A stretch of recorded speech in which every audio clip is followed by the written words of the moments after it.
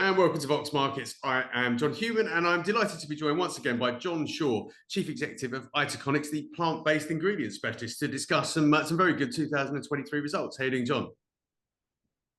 Good afternoon. Great to catch up with you. Yeah, no, good to see you again. So yeah, as I said, really nice numbers. Another year of growth. Extending that winning streak. Perhaps give us a little run through the highlights of what you reported. We had 40% growth. We increased our gross profit margins. There was another record year of revenues on it. We increased our revenues across all of our applications, doing very well in cleaning, doing very well in the beauty area, and getting some recovery in a hygiene area. Broadened our customer base, so it really was an excellent year for us. Just remind us, how has the company's revenue trajectory evolved since 2019? And say it's extended another good set of results, extending a long streak there.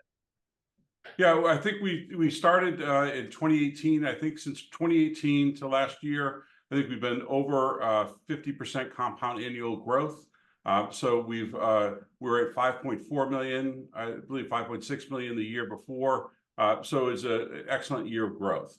I must say the beginning of this year has been a little challenging. We did put out a RNS on a revenue, what our revenue expectations for this year around one particular customer situation.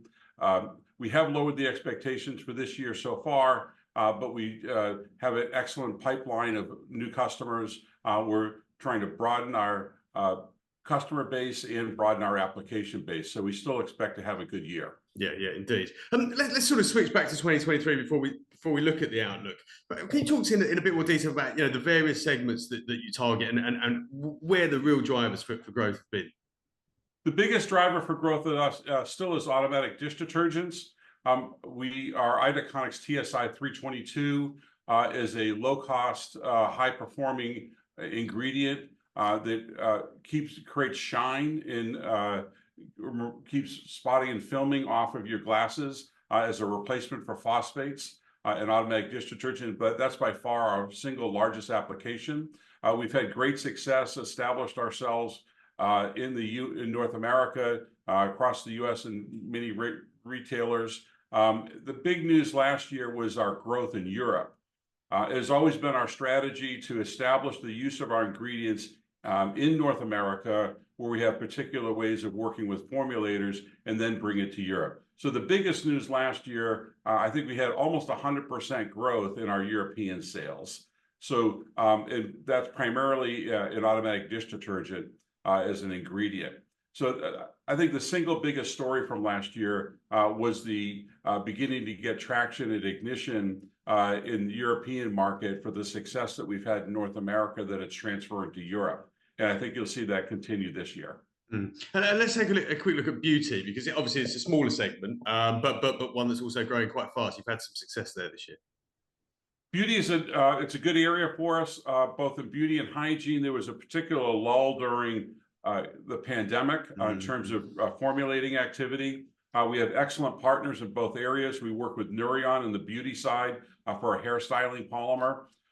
That picked up quite a bit because of increased activity on the formulation in the purchasing side of it.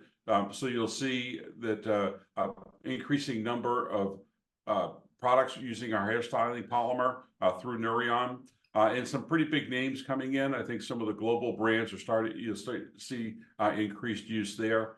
And so that was a big advance for us in that area. And you'll start seeing it also, I think, in the odor neutralization side of it, hygiene side of it, where we have Croda working on the home care side of it. We go direct in the personal care side, but I think there's increased activity in both areas. It's really coming out of the pandemic. Indeed, and I guess these customers are coming to you because of the nature of what you do, the platform that you have, the technology that you have. Perhaps talk us through, what the attractions in your technology that these customers are seeing are. Well, I'm talking to you from our production facility. This is the only production facility that we know of in the world that produces polymers of itaconic acid that we make. Itaconic acid is a natural metabolite. It actually occurs in our body. It occurs out in nature. It's been sought after for over 60 years as a outstanding starting material for making novel polymers and ingredients that have high functionality to them. Our key advantage is the economics we have for making them. We have a patent family of about 16 different patents that protect the production and processing and application of these polymers. And what they bring is, in certain applications, they have unique functionality in terms of the interaction within the formula that they have that brings extraordinary value to the end formulas. So in automatic dish detergent, it's for managing calcium and the water hardness, so you don't get spots and films. In hairstyling, it actually holds the hair, the internal structure of the hair, so you don't get you don't have to have a film to hold the hair in place. You get weightless hairstyling. And in hygiene, it's an excellent delivery vehicle for zinc, to make it very soluble, very interactive for its functionality. So this whole class of polymers has great unique functionality, and we have the leading cost position, heavily patented to be able to produce them. And it's also extremely environmentally friendly, I understand. And it is. I mean, what we start off really is itaconic acid. We compete relative to acrylic acid and styrene as a starting material. Itaconic acid is a natural metabolite, is very safe. So we start with a very safe monomer starting material, and we have a production process as very low use of resources to do it, no emissions out of the plant.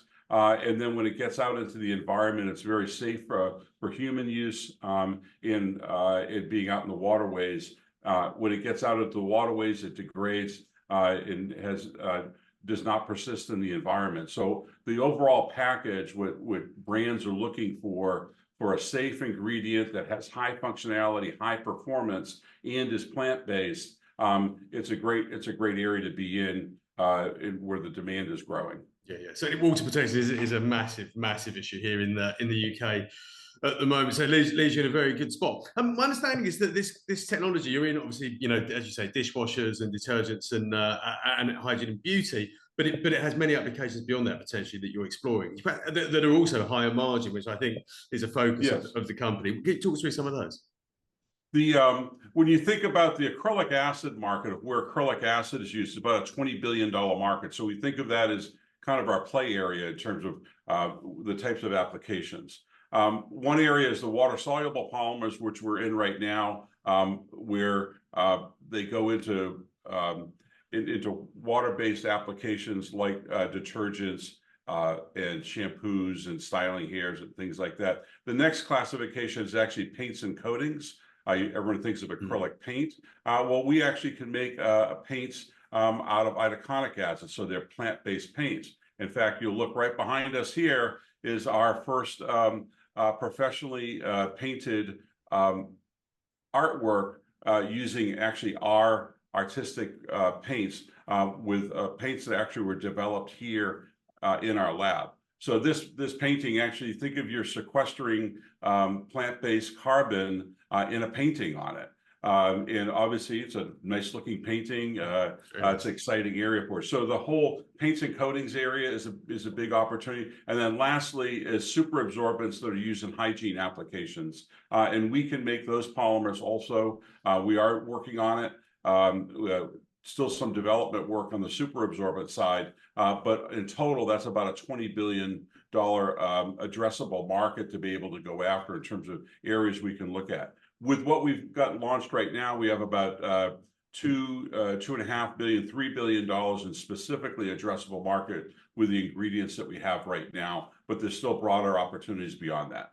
Yeah, and am I right in thinking that this is potentially higher margin business, and actually that the focus on the business is about targeting those higher margin opportunities? Yes, the cleaning is a very competitive area, particularly when you get into some of the larger accounts. So in beauty and hygiene, they're higher margin. Also, one of our efforts is to expand into some of the smaller accounts in the cleaning area, which are higher margin. So within our performance ingredients, we really want to get up to 40% gross profit margin. We're growing up that way through all of our efforts of keeping a diversified range of applications and a diversified range of customers. And I guess that's the focus for 2024, profitable growth. Profitable growth. We know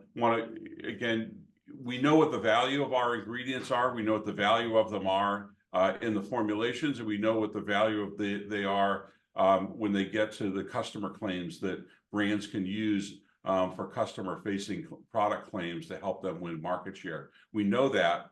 We want to make sure we capture that value for our ingredients for all the work that we put into it.